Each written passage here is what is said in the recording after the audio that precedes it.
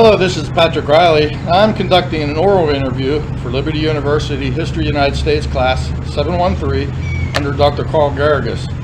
I am interviewing Mr. Jerry Fisher in Irvine Park in Beaver, Pennsylvania. And this park is located about 400 yards west of the historic Fort McIntosh, built in 1778 and abandoned in 1791. The time now is 5 p.m.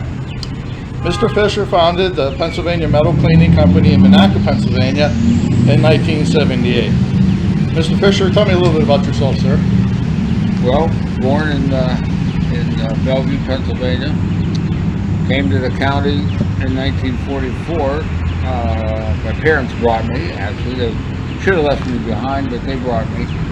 My dad was working at Curtis Wright, which is a defense plant here in Beaver, actually in Vanport, making airplane propeller blades. And the plan my mother would tell me always was she was going to go back to Pittsburgh because that's where they were from. And after she was away from the family for 4 years or so, she decided she liked out here, away from the city, and we never left. So I spent all my growing up years down in Van Buren homes, built for the government employees, essentially, a lot of them here in the county. And over the years, was in Scouts type of thing, a unique scouting unit called Sea Scouts. And we had a boat and everything down the river, and I just loved the water and the boats and so on. And I had cousins in the Navy, and I decided the Navy was going to be my life's career. So I applied for the Naval Academy, and I was too late to get that appointment from my congressman. He offered me an appointment at the Merchant Marine Academy, which I got, but I failed the physical because I was wearing glasses at the time. And so on my way home from Pittsburgh that summer, with that bad news, I stopped at the Navy recruiting office in Rochester, walked in the door, and the man says, the officer, or the guy working there now, he said, "What can I do for you?" I says, "I want to go in submarines." He said, "Sign here." I signed away. Of course, I was 17, so he said, "Well, you got to get your parents to sign off on it." So took the papers home, told my mother and dad, "I'm going in the Navy, please sign." And my mother was in tears, but they signed. Went to boot camp in San Diego in September of 1960. So I'm in boot camp, and somebody says, "Oh, you can't go in submarines, you wear glasses." Oh, jeez. And at that time, the first of the nuclear aircraft carriers was being built, coming online. The nuclear subs were already in the water. I grew up in the shadow of a nuclear power plant down in Shippingport, and I thought that's where the world was going, with nuclear. And that was the field I was supposed to go into. I still carry that designation as the nuclear. Well, anyhow, then I get to electronics school in San Francisco, and we're getting our orders, and along the way this guy says, "Oh, you can't go into the nuclear program, you're colorblind." Well, I'm not colorblind either. So who knows? The Lord directs, and we just kind of follow in the footsteps of in front of us. So there I was, a guy that wanted to spend his life on water, doing Navy type stuff. I spent all my enlisted time walking on dirt at a Naval Air Station back in San Diego, which I hated. Jeez, I didn't like the weather, and that was the big thing. I wanted changes. I like our Pennsylvania changes. So anyhow, so after my time in the Navy, I decided I wasn't going to get what I really wanted, and so I came home and worked over at St. Joe Ledge for about 9 months, which is where they're building the cracker plant. It's a new plant. Yep. And then meanwhile, I applied to Penn State, and I started at Penn State as a 21-year-old freshman. And because of what I learned in the Navy, I thought I would be an electrical engineer. Well, after I got to the end of my freshman year and did the first term in physics, my second year of physics and calculus, I knew I wasn't going to be an engineer. The grades were not good.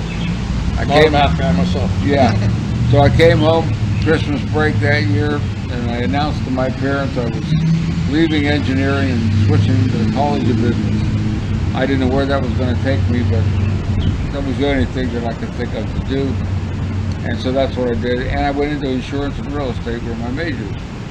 And so I had basically 3 years of that up at Penn State. Came back here, worked the summers at St. Joe. And my last summer, though, of '68, well, I started getting a GI Bill, which was kind of cool. That's what I'm using to go to school right now. I had joined a fraternity, and I started getting that GI Bill money and realized that to get the money, I only needed 10 credits. To graduate in 4 years, you got to do 12 a term. So I said, well, I'll just go 10, enjoy life, and I'll go 13 terms. So I got in 5 football seasons with Joe Paterno. It was good back then. Yeah, it was good football back then. The last summer, though, summer of '68, I couldn't get back in at St. Joe. Things were slow. So I stayed up at school, and I went to work for one of my instructors. He was a big real estate developer up there, and I learned how to dig ditches and build houses and swing a hammer and run a site thing. And it was very enjoyable. He let me go to class when I needed to go to class. I got one class in that term. In the fall, I went back to finish up. I graduated December of '68, and I actually went back to working for Al. I didn't have to worry about the draft. Now, this was 1968. Things were hot in Vietnam, and but my time had been done. So I worked for him for December and into January, and he had to lay me off because things had slowed down because of the winter. With him, I got a job in the library at Penn State in the rare books department. Fascinating area of a library.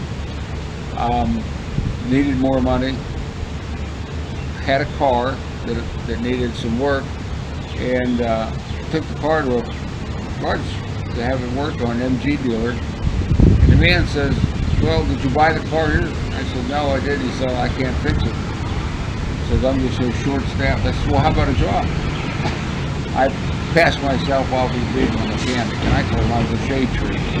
But he was actually looking for somebody with a college degree to work into his business to run it for him. He was looking at retirement and had no kids that wanted the business. So I went to work for him, for like March, April, and into May. And by that time, he and I both realized I was not the guy he was looking for. I was not that good of a mechanic. Maybe on the business end, but he also needed skill. So I started interviewing. Got a couple nice plane trips out of it because of my major, the insurance part of it, with some big insurance companies. But nobody made me an offer that I really liked. And one day I saw where Union Carbide was looking for, they were coming to recruit, interview. And on the list they had a real estate department. So I'll get into corporate real estate, right? So I go for an interview with a guy from Cleveland, the Cleveland office, and he offered me a job. By the time I decided to take the job, that one was gone. But he offered me, he says, well, they need somebody in New Jersey. Do you want to go to Cherry Hill? I had no idea what Cherry Hill was. I said, well, of course, because I'm starting to get desperate now. Right. I need money. This is the early 70s? This was in the summer of '69. 69. Yeah. So I flew down to Philly, got that interview, got the job. I wound up working about 6 months out of the New Jersey office, but my time mostly was in Washington, D.C. And then I would travel to Richmond and work with that territory guy. I would work a week in Baltimore, and then come back to the Washington territory and work there. But there was a unique job within, well, what happened, let me put it this way. They didn't need me in this guy wasn't interviewing for real estate. He was in the automotive group, Okay. which everybody knows was Presto Antifreeze. That was the big name, right? And they had a full line of automotive products, waxes, polishes, brake fluids, on and on and on. So that's where I wound up selling that kind of a product and assisting. And one of the guys I worked with in like my training period had a job. He was called a tech rep. And what he did was he traveled the entire division's territory, which was like Pennsylvania and Virginia and all over, right? And he put out the fires that people thought they had because of bad product. And he taught and he demonstrated it. He used his hands, and that really appealed to me. Well, I said something to the boss one day about that kind of a position. He said, well, nothing yet. Well, finally, though, it opened up. I went to school for 3 weeks up in Tarrytown, New York in December. And from there, Christmas Day, I got off an airplane in Chicago, and I became the tech rep for the Chicago selling district. And my territory covered Wisconsin and Iowa and Illinois, basically at that time. And that was neat. I was on the road 4 out of 5 weeks, met tons and tons of people. I lectured at trade schools, did all kinds of really nice stuff. And this is with Union Carbide. This is all with Union Carbide, right?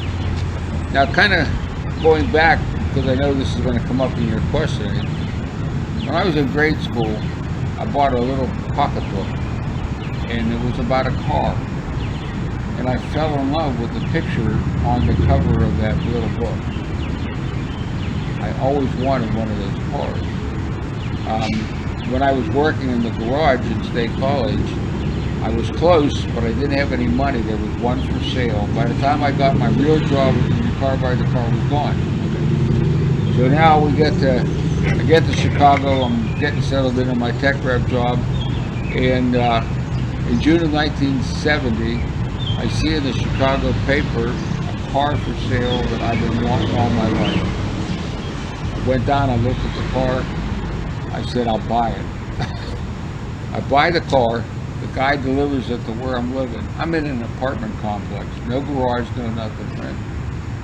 Well, I managed to hang on to the car, although they took it away from me, because they didn't want this car in their parking lot. So I hid the car with a friend. A year later, I bought another car, exactly like it. Now I got 2 of them and no house. Finally, I find a house, I build a garage, I put the cars in the garage. I go on with my life until April of 1977. And finally I said, I better get going on this car. So I tear the car apart. It's a mess. It's rusty, it's greasy, it's everything. I'm on the road with Union Carbide, making a sales call with the territory guy, and I picked up a book. And one of the chapters, the book was on restoring cars, and one of the chapters, a dirty 4-letter word, rust. The answer to my prayers, right? I quickly start looking at the book. I buy the book.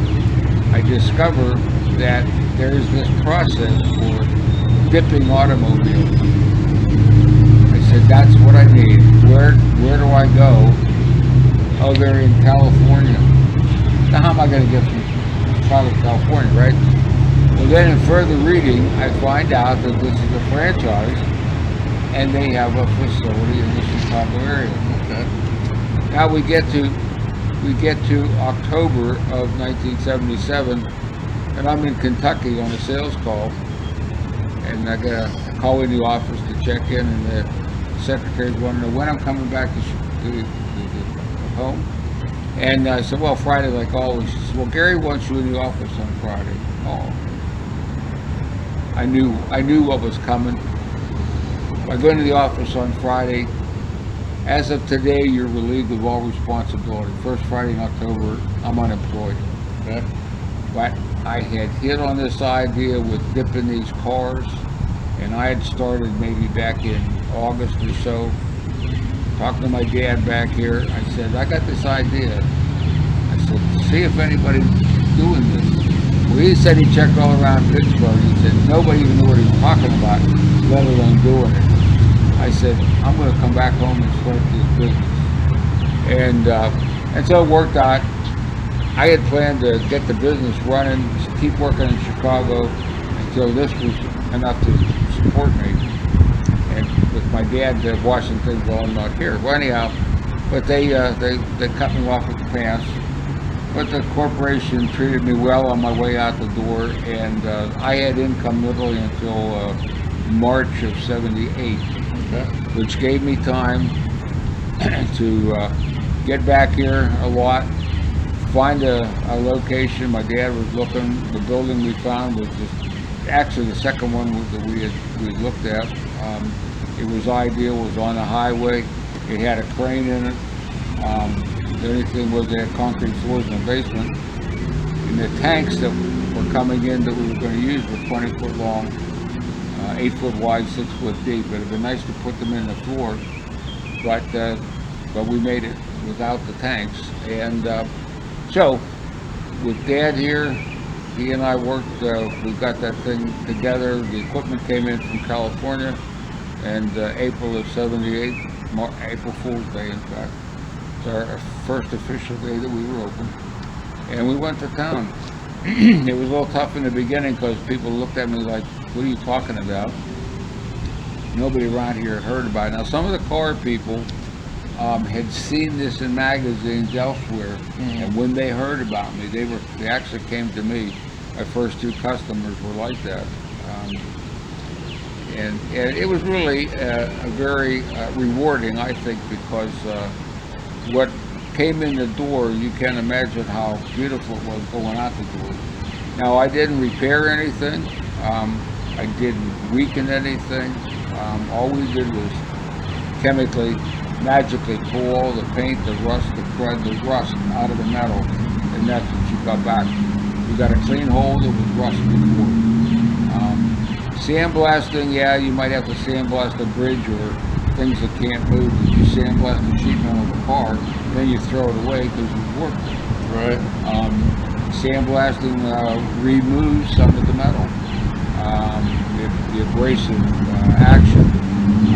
Look, you think of a basketball, trying to put it in a cup on a golf course. That basketball is a piece of sand, and you're trying to clean the bottom of the pit. You can't do it. Liquid.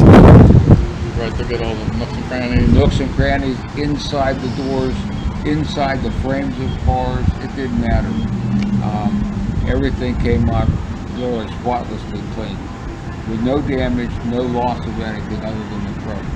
And the guys take the car home, and hopefully they got them rebuilt. Well, my little car that I dreamed of and bought and took apart and brought back here in pieces in 1978 is still in pieces. 40 some years later, Like I've yet to put my car. house. Yeah, I'm going to get around to it, but yeah, and it's my little 1952 MGTD. It's on my list of things to get done. But it was just one step after another. You know, the old thing of a door opens and closes, and I wound up back here, and I don't regret it one little bit. I love Beaver County and Western Pennsylvania. I think we got it made. It's a nice area. Nice area. So I'm going to ask a couple questions then. Sure. The first one was kind of what we were just talking about. So what kind of services did you provide? Did you do anything other than cars? Oh yeah, did lots of other stuff. There was, well, again, the uniqueness of the process. I could literally do anything. I remember parts that I did for a company out of Beaver Falls. They were highly machined to the nth degree, and they had gotten rusty. The rust, a little bit of pitting that the rust had done to the surface was not an issue, but they couldn't acid dip it to clean it. They couldn't blast it to clean it, and I cleaned it. Gave them back their highly precision pieces with, perfectly clean. Just like a specialty parts. Yeah, it was a very specialty part. I did stuff for Precision Kid up in there in West Aliquippa, and We did rods that were somewhere 12 to 14 foot long, hex rods that they made, and those rods get turned into, wrenches. There goes my brain. Okay. Anyhow, it'll come to me tomorrow. Yeah, they made, again, a highly machined part. Couldn't be messed with heat or anything like that. I don't know how many thousands and thousands of those rods that I cleaned for them, and re-oiled them, and they went back to West Alcoa. I did one piece for J&L when they were still upriver. It was a gear from a thing they called the upsetter, and that one singular piece of metal weighed somewhere around 6,000 pounds. And to do that when I had to buy another crane for my building, because I was only good for 4,000, but we did that rascal for them. I did a giant pole truck trailer for Duquesne Light. It was so big I could only do half of it at a time. We had Whatever do the other something. Yeah, you put it on its side, did half of it, brought it out, washed it, turned it over, put it back in, did the other half, type of thing. Did that, did some monstrous pipe for, I don't know what, it was like 10, 12 inches in diameter, already assembled and so on, and they needed that cleaned inside. That was a challenge. Yeah, just unbelievable. We did furniture for people, the metal lawn furniture, really some nice antiques type stuff there, old stoves. I mean, it didn't matter what it was, we could clean it, not hurt it. And we had people asking us to do wood, so we wound up when my dad was still living, he started doing the wood back in the corner of the shop, and eventually that got to be a rather large part of the business, so I had to expand to the bigger tanks for the wood itself. But yeah, it was fun. Had lots of people, lots of interesting items that we did, and like I said, I feel like we helped a lot of people. Yeah, there's a big market in it now, like with American Restoration parts. You can't buy it. Well, yeah, you can't, some parts you can't buy. And unfortunately, you may get to this in your questions, but the day came that I was renting, leasing my building, and one day there was a notice on the door, I had 30 days to get out. What? Well, my lease was up in April, and that note went on the door in March. Well, it took me a year and a half to get rid of all the stuff that I'd accumulated over 35 years in that building. Finish up jobs that were in-house, notify my commercial customers that what I was doing for them on a regular basis was not going to be available. Took us a year and a half to get out, and I was in that building on Labor Day of 2013, and that was on Monday. Tuesday morning I get a phone call, Jerry, do we have the key to the front door? By the time I got from Beaver to Monaco with that key, the demo people had already knocked the back of the building down. Jeez. They flattened the building and got rid of it. There's nothing but grass over there. I never got an answer as to why they wanted me out. I've always figured the building was very old. It was built about 1913. And so I was an eyesore. Didn't look nice. There was a nice new building behind me, and I think they just wanted me gone. That was it. So, I know we touched on this a couple minutes ago. So then, so what motivated you to work? You just enjoyed doing the job? And what was your average day? How long did you work a day? Oh, I officially opened at 8 o'clock, and I officially closed at 5. But there were nights when we were there long after that. Sometimes a little early in the warmer weather. And I was very cold in the winter in that building. I didn't have much for heat. But the days were, typically 8. Normally, let's say 8 to 5. Saturday I did a half a day. In the beginning, I couldn't get natural gas. we were in a gas shortage, and I had to switch the initial equipment setup with propane.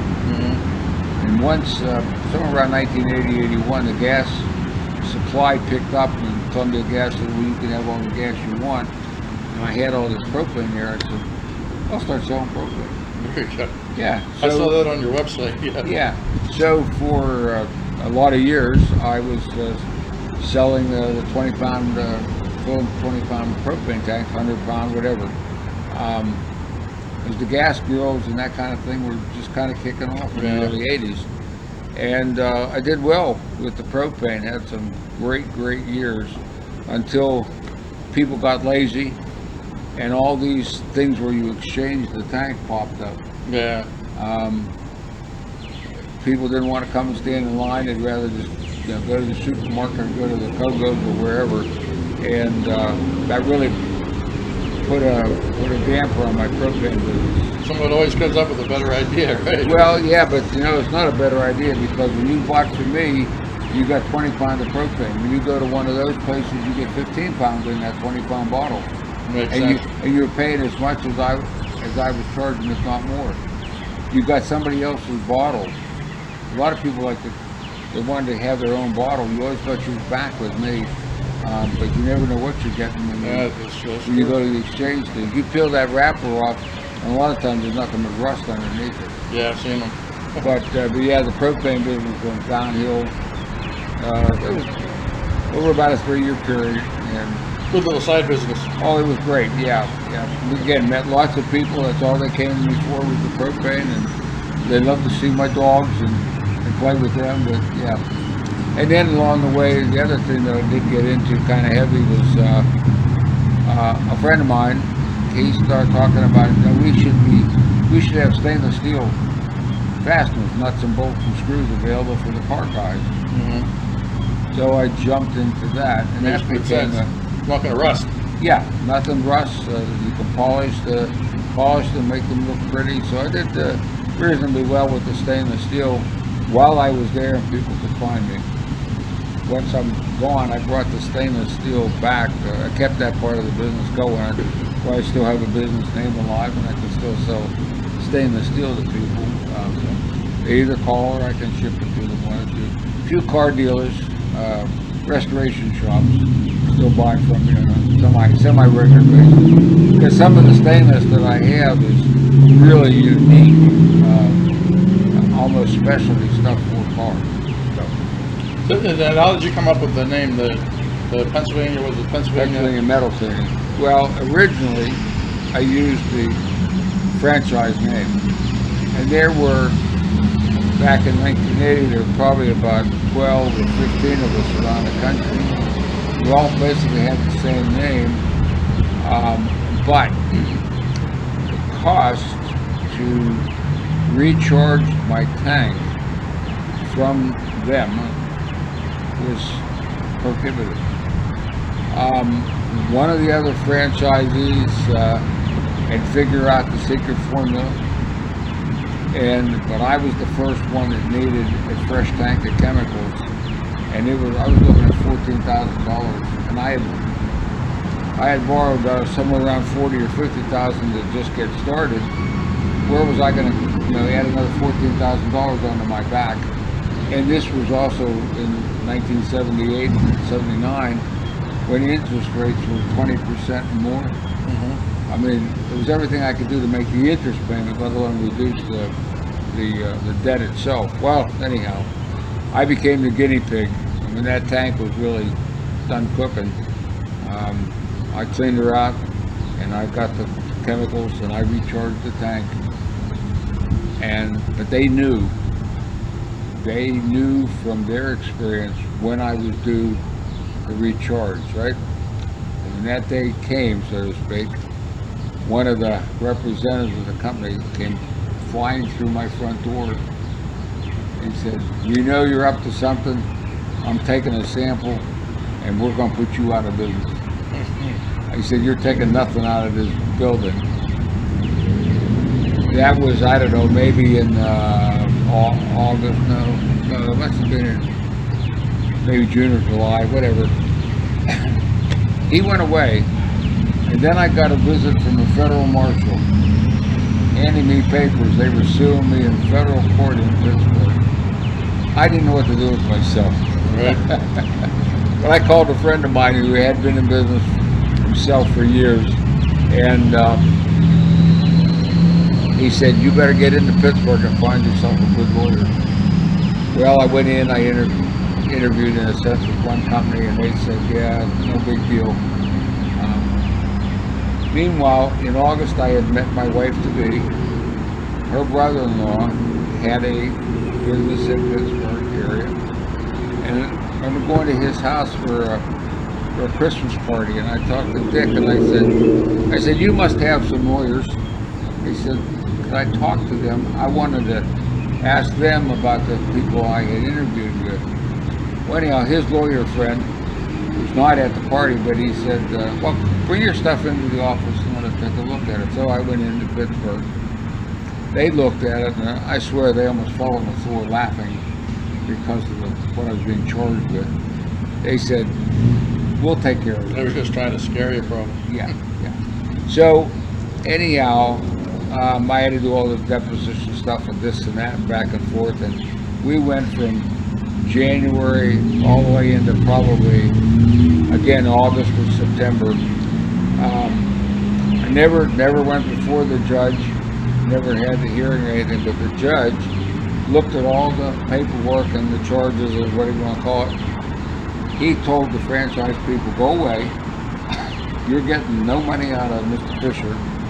Mr. Fisher, you're going to change the name of that business and never tell anybody what happened." And that, of course, was while I was in business. So with that, I said, "Well, what am I doing here? I'm in Pennsylvania and I'm cleaning metal." So I said, "We'll become Pennsylvania Metal Cleaning." And you said you never developed a logo, though. Never had a real logo, just a PMC, but never did anything with it. So that's how we got the Pennsylvania Metal Cleaning name, anyhow. So as a Christian historian, we like to ask, what role did your Christian faith play in your journey? Well, I guess I would say not paramount, but it certainly was the fact that figured the good Lord had a plan, and it was up to me to. It was not submarines. Yeah, it wasn't submarines. It was water and chemicals. It wasn't submarines. For me to see what was in front of me, keep putting one step in front of the other, and don't fight it. And I mean, there were ups and downs, to be sure. I started in '78, like I said. In 1985, my dad died. That was a blow, because it was somebody that was there with me. I could go away, go out, look for business, do that kind of thing. Once he was gone, it became very difficult to do any traveling, so to speak. One incident, in fact, I did take a weekend and the big car show down in Hershey, and I would go down there and push the business, the exposure, sell my stainless steel. Well, I left on Friday. The show would run Friday, Saturday, and Sunday, I came back on the Saturday night. Sunday morning, I go in the shop, and the minute I walked in, I knew something had happened, because here's a car hanging 20 feet up in the air where no car should be hanging. The cable for the hoist for the crane was all pulled and bent out. I said, "What in the happened?" Well, Monday morning, what happened was I find out that the relays in the crane traveling the building stuck, and my guys didn't know where the electric was to shut it off. And so one of them is running around looking for the shut off, the box, and the other one's on the box, and instead of bringing that load away from the tank, he's hanging on until he ran out of arms, and he dropped the electrical controls into the tank. They caught on the edge, and it pulled the wires out of the box, and then finally they found the shut off, and they killed the power. Really panicked. Yeah, and that was It was the last time I left. So when you started, then you just kind of started doing things. You didn't have a ton of capital at your beck and call, did you? No, I was in up to my ears and then some. I took out a second mortgage on my house in Illinois, and that was in. Probably got that in like December, January of '78. I knew the banker, and he knew my house. We lived less than a mile from each other. So I got a $10,000 second mortgage on that, and all I had to pay was the interest. I'm not sure if I talked to my primary mortgage holder or not, explained to them it was a savings and loan in the area, northern Illinois, but I kept making the payments, of course, on the house. And then another fellow that I knew out there, he was in love with my house, and he wanted to buy it. It's kind of funny that I never really put it on the market because Leroy wanted that house, and one day I get a phone call from him that, okay, we're in your house. I said, you're what? Because I had left him with keys to the house. He was cutting the grass, and I had a buddy across the street and we were watching it. Well, they sold their house and had to get out. So they moved into my house, and they moved all my furniture and stuff out into my garage. And so then in October of '78, I drove back out to Chicago to get all my belongings, and we closed on the house. Of course, paid off that second mortgage with the sale of the house, and had a little bit of capital left over to put into the business. Plus, I borrowed, I think it was 20 or 30,000 locally from a bank that's no longer here, First National Bank in Beaver County, and my savings money and all that sort of thing. But yeah, I was in up to my ears in debt. So like 1983, 84, were you doing pretty good then? Yeah, things were moving. Like I said, my dad was there with me. By that time, I had one employee. Had one guy then. Then after my dad died, I wound up with probably a total of 3 at max. Because the business actually was getting better as we got into the early '90s. And I had at least 3 guys working for me.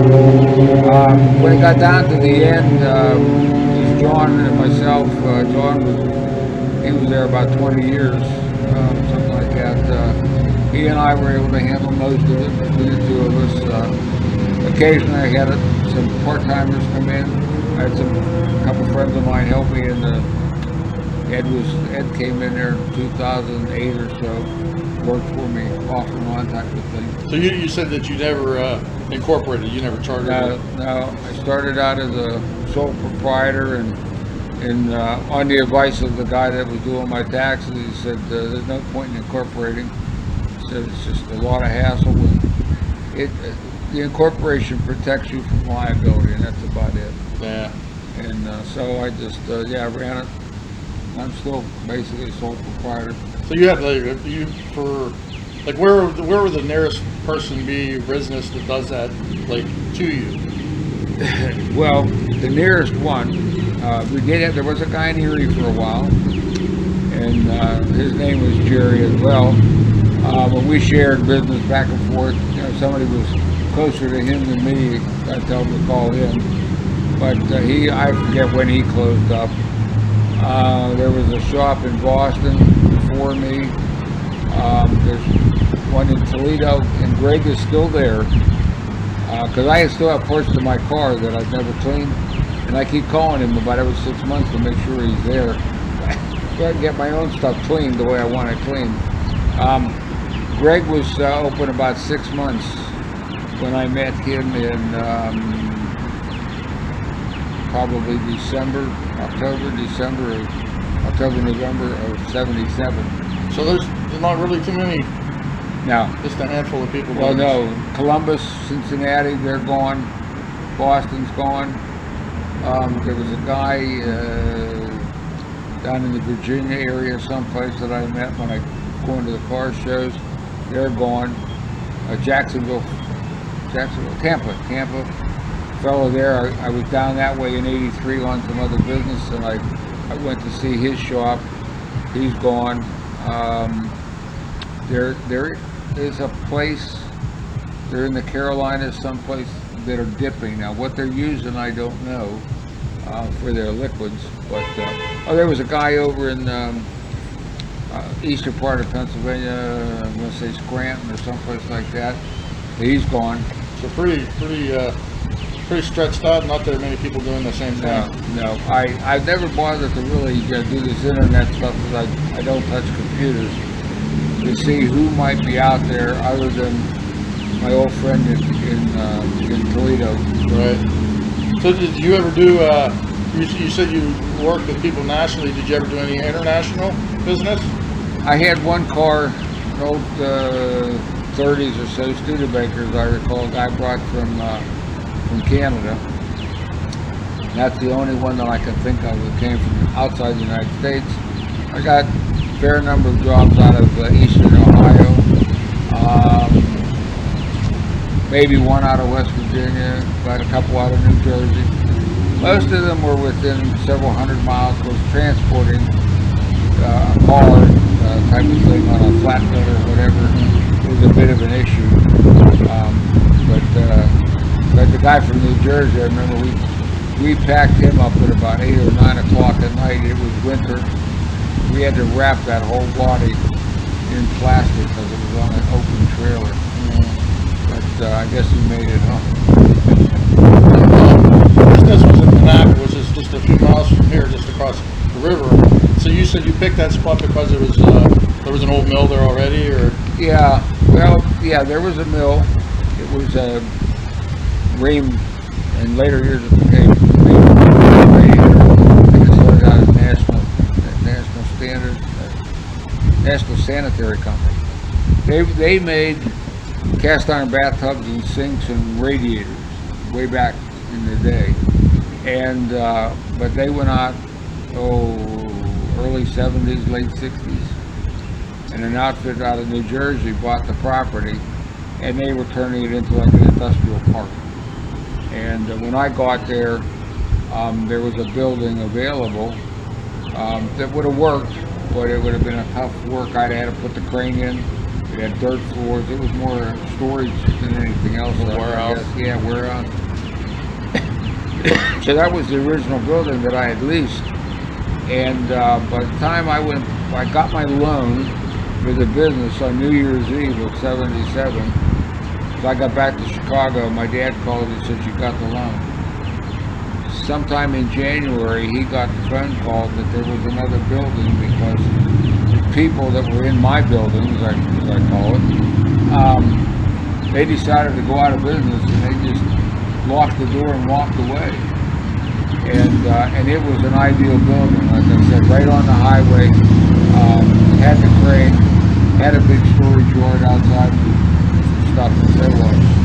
And I came back here in February, moved back in with my parents, and my dad and I actually worked for the industrial park for a month, cleaning the trash out of that building. And then the month of March, he and I started moving walls around and getting it ready for my equipment, which came, as I recall, mid-March, and we got set up and ready to go, as I said, by April the 1st. So when you say you're talking about a crane, you're talking about like a big gantry? Yeah, it was a bridge crane. It traveled the building front to back, and the hoist on the crane would go left to right. So and then it's just like a big tank, and flip the whole thing in? Yep. Does it stay in the solution for like a night, or is it like? Well, yeah, most everything would require at least 24 hours or so. Some things went quicker.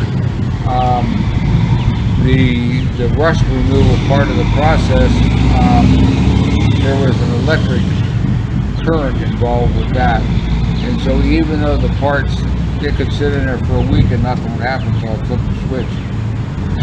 And once that was going, some things were cleaned quick.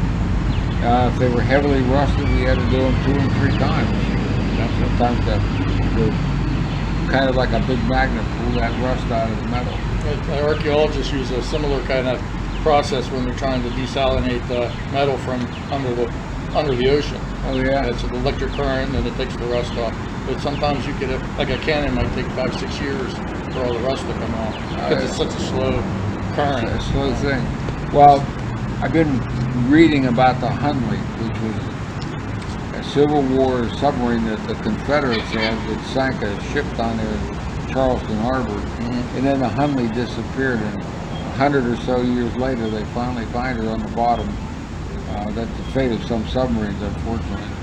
And see, I wouldn't be here maybe. Exactly. But yeah, that's what they did to the Hunley, and it was underwater, I think, for desalinating it for maybe 15 years. Yeah. And then they coat it with a wax, like a carbon wax, and then I think now it's on display. But so you said earlier then you had at one time you had a couple full-time employees and a couple part-time employees. Right. Yeah. What role did teamwork play? Like it sounded like you kind of had you were kind of like a one-man band, but I'm sure you had to have some help. Well, yeah, I mean, your family or. Well, yeah, in the beginning it was just my dad and myself.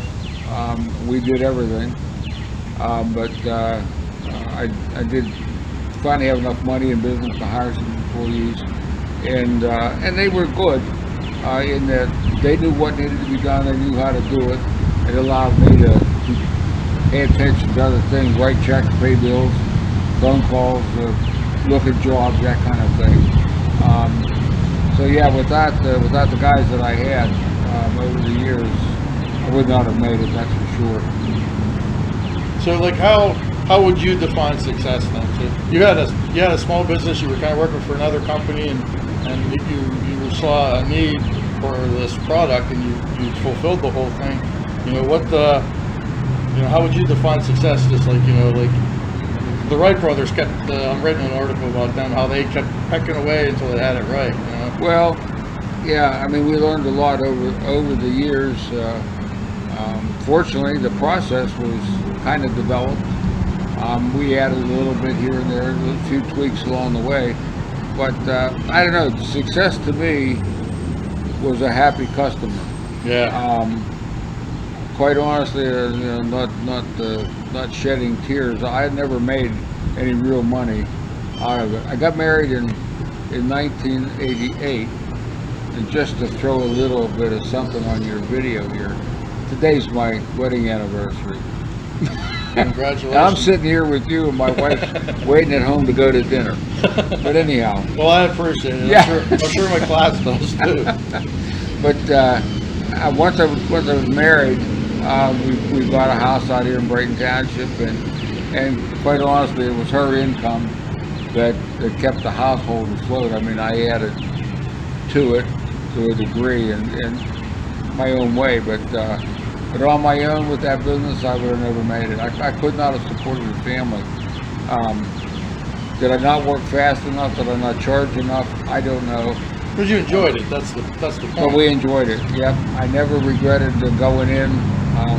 And there were winter days when I literally had to shovel my way into the front door. Back in '94, so we had I remember that storm. 18 inches of snow. Yeah, it took me 2 days just to get out of my driveway, and then I had to get over to the shop to feed my dogs and that. Yeah, well, and another bump in the road, so to speak. In 1986, one night I get a phone call from my mother. I was living with my wife-to-be. My mother calls, she says, "Your building's on fire." Oh, jeez. I said, "What?" I dropped the phone. This is about 10 o'clock at night. I raced to Monaca. I'm going across the bridge, and I can see Yeah, because your business is right at the end of the bridge. Right at the end of the toll bridge. I pulled it up on the... Yeah, and I could see the glow in the sky. The fire trucks are there. They had just basically gotten there. They were breaking in a back door to get into the building, and so I get there. I go through the front door with the key, go down the hallway, and I open the door to the shop. I remember running right into one of the firemen in the dark, there were no lights or anything on, but the back of the building is burning. So I get the lights turned on anyhow, so now we can see tons of smoke. The fire was through the roof, and they were gonna trash my garage door in the back for an access. I said, "No, wait a minute. All we had to do is lift it up. Yeah, we can open it." And then the same thing with some of the windows to get the smoke out. But once we got that door open, they didn't have to go busting the windows out. And yeah, that was an experience. That was in I think it was like November. What had started that? Don't know. I myself, to this day, think it was arson. Really? Yep, because there was nothing back there, nothing flammable. I had a heater back there, but and then the really scary part though was that where the fire started, I had a wooden walkway around the tank because they were elevated. Right. Well, that whole catwalk, if you will, was gone. It was burned. Okay. Jeez. And there was some other wood back there, and that flame and heat went up to the roof, which was a 2-story building, and put a hole in a wooden roof, and then all the old tar and everything started falling in, and you could to the day they tore that building down, you could see where the tar ran down the inside of the windows, type of thing, right? So anyhow, so there I am with this giant hole in the roof, and it's winter coming. We went through the whole winter with the hole in the roof just with some tarps on it, till the property owner could get a contractor lined up, put a hole in the floor in my building because part of the floor was wood, and we had fire in the basement too. Luckily, they weren't too far away. Yeah, luckily they weren't too far away, and yeah, we got it out. But the really scary thing was though that the pressure regulator on the gas line for that heating unit was right there, and all the fire around it melted that off. And they had been putting water in and they snuffed the fire out, but here was an 1.5-inch gas pipe that was belching gas. Jeez. And when I was able to get to the back, when basically the fire was out, and I'm talking to the assistant chief, and I said to Jim, "Did you guys shut the gas off?" He said, "What gas?" Oh my. I go running to the back of the building. I happen to know where the main was, and I had to dig into a wall to shut that gas line off, and we could have really had a problem. Well, but even the chemicals, weren't they flammable? No, my chemicals were not. Ah. But speaking of They them, sound flammable. yeah, no, they had, but the firemen had put so much water on that roof and up in the air that my one tank that was right there, I was probably within 2 inches of it overflowing. It would have just flooded, and that would have been now a nightmare to clean up, right? Hazmat. But fortunately, it did not. So we went through the winter with basically a hole in the roof. The window was gone. We boarded that up, and it was a cold winter. It was almost like as you were talking, like I see all these shows like the restoration shows and stuff. You'd think there would be a market for that now with people redoing cars and all these things nowadays, because I love their shows. Yeah. Well, yeah. I can't believe that I have to go to Cleveland. I hate to speak negative of people, but there's still a lot of stupid people out there, and we sandblast because we always sandblast. Right, that's the way everyone's done it. Yeah, we've always done it this way. We'll keep on doing it this way. You cannot match. Not that it was me, it was not my idea, but the process, you can't beat it. You absolutely cannot beat what you're going to get coming out the door. As I said earlier, we did frames. Probably did more Corvette frames than all frames put together. And I was just talking with a guy 2 weeks ago. He says, "Why didn't I know about you earlier?" Yeah, really. There's a section on the Corvette frame in the 63 on that to replace it is like $1,800 for about a 2-foot section of frame, because there was a very weak spot in those frames. They all rusted, and when we did it and our chemicals were inside the frame, the inside was the same as the outside. And you could repair it, not replace. Yeah. There are a lot of stuff like that. But yeah, it's beyond me why I should have had people lined up at the door. Maybe it was me in that I didn't advertise enough. In this day and age with the internet, yeah, you know. Yeah, But it'd be a whole different story. Who knows? well, maybe I'll buy myself some tanks. Yeah, buy yourself some tanks. So what would be the best advice you would have for somebody that's starting a new business? Well, I guess you better believe in yourself and your idea, and make sure, at least in your mind, that it's something people want. Because of my interest in my little car, and having seen what could be done, because I had parts of my car cleaned before I really jumped into this thing, the frame in particular. But make sure it's something that you think people want, and then bite the bullet and go for it. What was your car? Was it 50 what? 52 MGTD. And that's like one of the first years MG? No, they actually started the MGs back in the 30s. 30s. Yeah, but the TA, the TB, the TC, the TA, TB were pre-war cars. The TC came after World War II, up until 51. So they've been around for a while. Though. Yeah. My original idea for my paper, I'm writing on the Wright brothers, but I was going to write about the Bantam Jeep. I just couldn't find anything. You know, like not enough to write a paper.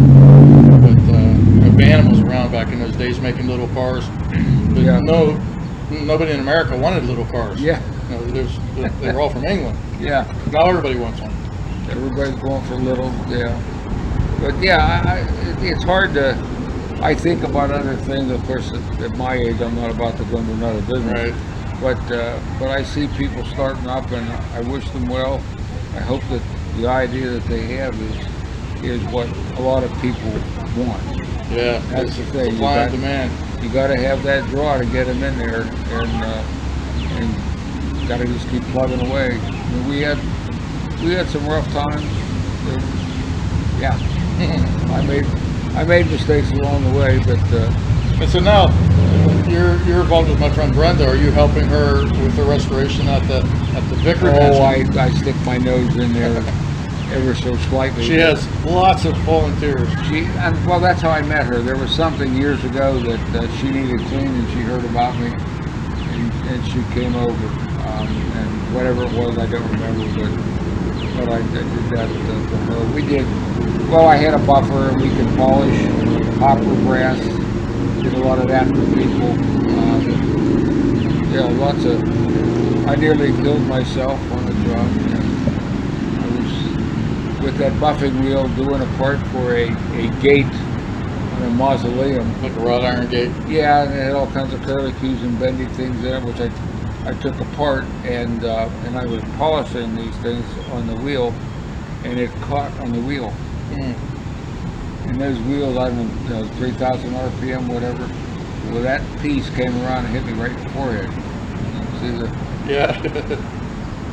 And it was a Saturday afternoon. I was still there, 5 o'clock, and I'm on the floor with my head split open. My eye instantly went shut. I'm bleeding like a stuck pig, and there's nobody around. No, this is at your shop? Yeah, this is at the shop. And I got up off the floor, and I forced my eye open with my hand. I did not lose the sight in the eye. That's what I was worried about. Right. But I still could see. So then I go to the phone and I start calling Lydian, and I can't find her anyplace. At her mother's, at her aunt's, at the apartment. And then, I put this all together later, but about an hour and a half before this happened, she drove right past the shop. I saw her in her car, going down the street to a house that she had bought, the rental.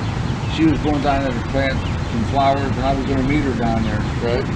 Well, we didn't have cell phones in those days either. Yeah. So then I called this buddy of mine that was kind of working with me in the shop too, and Earl came down, and his wife was a nurse, and she she came, and she looked at me, she said, Earl, get him to the hospital. So, in his vehicle, we go to up there to the hospital, and I was in the emergency room for quite a while. They found Lydian, who was a nurse at the medical center, right? She came. The doctor has his fingers in my forehead, yet probing around to see how bad it was. They put some staples in me. That was Saturday to stop the bleeding in that. Monday morning, I was in surgery for 2 hours and a half, something like that. And Tuesday, I went home with a bandage on my forehead and that. And Wednesday, I was back to work. Because I had a business to take care of. Were you making something for Brenda? Yeah. Well, this was pre-Brenda. Oh, okay. Yeah, this was a gate for a cemetery. Yeah. Up in, there's a cemetery where I keep care of a couple graves that I'd like to have the railing's too rusted, it needs replaced, but I don't have enough time in the day to do things like that. If we want to go for a ride, I can take you right to that mausoleum or whatever you want to call it. That damn near did me in. It's in a cemetery near where my parents are buried, Northside Catholic, and after the job was all done and the man had it put back together, I went to see it. I don't know which piece it was that caught me, but but that was something. That was in '86 when that happened. '85 my dad died. '86 we had the fire and I caved my head in. Well, you can hardly even tell. No, it's funny. The doctor said that my head is numb. He said it'll be like that for a while. There's still places where I can touch it and I don't have sense of feeling. I guess the nerves were that badly damaged. You got a carpenter act all on there. Well, it was really interesting talking to you. I'm sure that I'll see you down there at the Victory House, but Brenda asked me to do things much more often than I actually do. Yeah. But I do send I do send little articles every once in a while when I have a chance to transcribe them to her. Well, yeah, that Victory and the Landmarks Foundation that she runs is just phenomenal. Little operation hiding here in Beaver County. There's a lot of hidden treasures here. Yeah, there are. I put together an email list for my graduating high school class, and I mean we're scattered all over the country, right? But Victory needs some financial help. This COVID and all that crap didn't do them any good. So I sent an email out to the class. I said, for $20, help. Yeah. And when you're back visiting, go see what's hiding over there in Freedom. Yeah, it's Yeah, they took a hit because of COVID. That's why I sent some money in to have a raffle. Well, I want to wrap it up here, and I'm gonna shake your hand. I haven't shaken anyone's hand since COVID started. So this is my first one. That's first everybody. Well, thank you very much. It was a really interesting story. So I'm going to shut this off now. Turn the machine off. Thank you very much.